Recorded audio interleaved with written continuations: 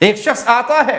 اپنے پیر کی قبر پہ کھڑے ہو کر اپنے بھائی کے لیے شفا مانگتا ہے، دعائیں دیتا ہے اور کہتا ہے میں 50 سال سے میرا بھائی تیری چوکھٹ پہ آ کے جھکتا تھا، اب وہ بیمار ہے، اب وہ بستر مرگ پہ ہے، اس کے بچوں کو سکون دو، اس کی بیوی کو سکون دو، اس کو شفا دو۔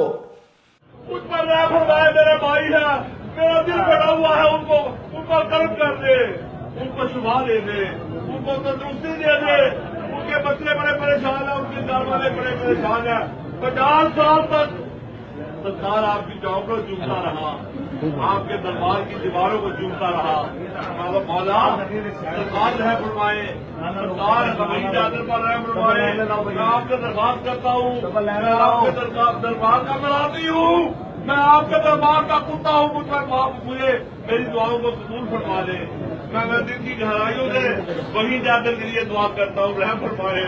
رحم فرمائے، وہ ہوش میں آ جائے، اس کے بیٹوں کو تسلی ہو جائے، اس کی گھر والی کو تسلی ہو جائے، اس کی بیٹیاں پریشان حال ہسپتال کبھی اوپر کبھی نیچے کاغذوں کی طرح پھر رہی ہے کہ ہمارا والد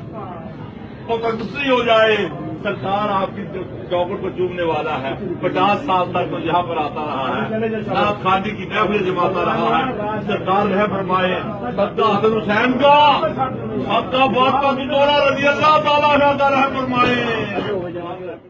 اس کو سنائیے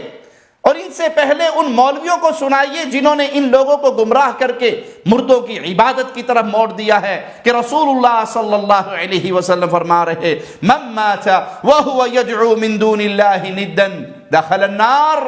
جو اس عقیدے پہ مرے، جو اس انداز پہ مرے، جو اس کام کرتے ہوئے اس کی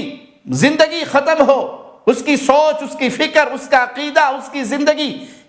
یہ بول بول کر سناتی ہو کہ اسے پریشانی آئے تو یہ اللہ کو چھوڑ کر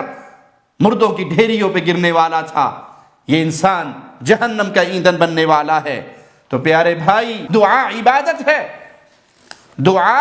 عبادت ہے، جو حق ہے صرف ایک اللہ کا۔ جب بھی پکارا جائے گا ایک اللہ کو، اپنی درخواستیں رکھی جائیں گی تو ایک اللہ کے سامنے۔